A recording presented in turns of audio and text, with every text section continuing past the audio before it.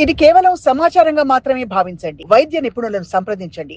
Bone density పెరగాలంటే మామూలుగా milk products, dairy products, calcium rich foods అనేది చిన్నప్పటి నుంచి వింటున్నాం. కానీ అవి నిజంగానే అబ్జార్బ్ అవుతాయండి బాడీలో?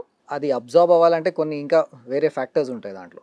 సో కాల్షియం మన బోన్లోకి లోపల వెళ్ళాలంటే ఫుడ్ నుంచి బ్లడ్లో వెళ్ళి బ్లడ్ నుంచి బోన్లో వెళ్ళాలి.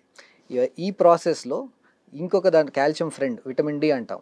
విటమిన్ డి కూడా సో అది ఇప్పుడు జస్ట్ ఇమాజిన్, ఇప్పుడు మీరు స్టూడియోలో ఉన్నారు, ఫుల్ మార్నింగ్ టు ఈవినింగ్ ఉన్నారు, సో మీకు సన్లైట్ ఎక్స్పోజర్ ఆల్మోస్ట్ జీరో ఉంది. ఓకే, విటమిన్ డిది primary source especially in vegetarians like me, I'm a vegetarian. So vitamin D source is sunlight at least half an hour in the morning times. అంటే మరి మధ్యాహ్నం వెళ్తే heat stroke వస్తుంది, but around 8 o'clock 7 o'clock ఆ టైంలో వెళ్తే ఆ సన్లైట్లో విటమిన్ డి సోర్స్ చాలా బాగుంటుంది. అండ్ విటమిన్ డి ఉంటే కాల్షియం ఫ్రెండ్ అనమాట. So it will take the calcium and put it into bone. So that is the concept. But I've seen a dichotomy where vitamin D నాకు deficiency ఉంది, but calcium ఎక్కువ ఉంది, 10 కంటే ఎక్కువ ఉంది. How does it happen? Uncommon. Uncommon. Yeah, it's uncommon. So there are other reasons for calcium excess and deficit both. So something may be but wrong. But common ga meer anedi vitamin D and calcium go together. Yeah, but commonly in Indians especially vitamin D deficiency chala చూస్తాము. But calcium deficiency anta ఉండదు, because calcium మనం ఎక్కడ measure చేస్తాం? Blood లో measure చేస్తాం. Blood calcium is generally fine. It's the fact that blood doesn't go into bone. అది మనకి absorption is what is important. It's not effective calcium ఎంత ఉందని. రైట్.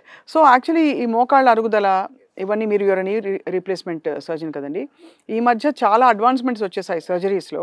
కానీ ఇప్పటికీ మోకాళ్ళ సర్జరీ అంటే భయపడతారు అందరూ. టెంపరీ ఫిక్సెస్కి వెళ్ళిపోతారు, ఒక తైలం రాసేసుకుంటారు, లేదంటే అదేదో బ్యాండ్ పెట్టుకుని తిరుగుతారు కొన్ని రోజులు. So what is your best అంటే suggestion, how to approach knee pain? So first thing is అది అక్నాలెడ్జ్ చేయాలి, నాకు ఉంది అని. అది చెప్పాలి జనాలు, మీ ఫ్యామిలీ మెంబర్స్కి చెప్తే, and correct consultation at the correct time. ఇప్పుడు మోకాల్ యాక్సిడెంట్లో one moment you're fine, next moment complete damage ఉంది, fracture or head injury whatever. ఈ మోకాలు అరగడాలు అట్లా కాదు కదా, it goes over a period of time. So almost 1 year 2 years అట్లా మినిమం టైం తీసుకుంటుంది. సో యూ నో మీకు ఉంది అది. బట్ ఏమవుతుందంటే ఫస్ట్ 4 stages ఉంటాయి, ఎస్పెషలీ మోకాల్ అరగడంలో 4 stages ఉంటాయి. ఇనిషియల్ స్టేజెస్లో మనకి అది తెలీదు, బాడీ కాంపెన్సేట్ చేసేస్తుంది, బికాస్ బాడీకి రిపేర్ మెకానిజమ్స్ ఉంటాయి కదా. సో ఆ మెకానిజమ్స్తో కాంపెన్సేట్ మనకి తెలీదు. అట్లీస్ట్ సెకండ్ స్టేజ్లో అంటే మేబీ ఒక 20 minutes నడిచిన తర్వాత మనకి ఒక ఐడియా వస్తుంది, ఏదో అవుతుంది ఇక్కడ, మోకాల్లో నొప్పి ఉంది, మెట్లు ఎక్కితే దిగితే కొంచెం ఆ సెన్సేషన్ వస్తుంది, డిస్కంఫర్ట్, పెయిన్ గురించి. ఆ టైంలో ఎర్లీ స్టేజ్లో మీరు ఆ ట్రీట్మెంట్ తీసుకోవాలి, ఎందుకంటే that is the stage where you can slow down the process. ఇప్పుడు సెకండ్ నుంచి థర్డ్ నుంచి 4th stage, ఈ స్టేజెస్ మనం స్లో డౌన్ చేయాలి. మన ట్రీట్మెంట్లో అదే మెయిన్ ఎయిమ్, బికాస్ అది యాజ్ ఐ సెడ్ అది age related degeneration of joint అంటాం దాన్ని. సో అది మనం టోటలీ రివర్స్ చేయలేము, అండ్ కంప్లీట్ ప్రివెన్షన్ కూడా నాట్ పాసిబుల్. స్లో డౌన్ చేయొచ్చు. సో ఎర్లీ ట్రీట్మెంట్ అంటే ఎక్సర్సైజెస్ కొన్ని మేము నేర్పిస్తాము, మెడిసిన్స్ కొన్ని, సప్లిమెంట్స్ ఇస్తాము, దీంట్లో పెయిన్ కిల్లర్స్ కాదు, బట్ జాయింట్ సప్లిమెంట్స్ ఇస్తాము.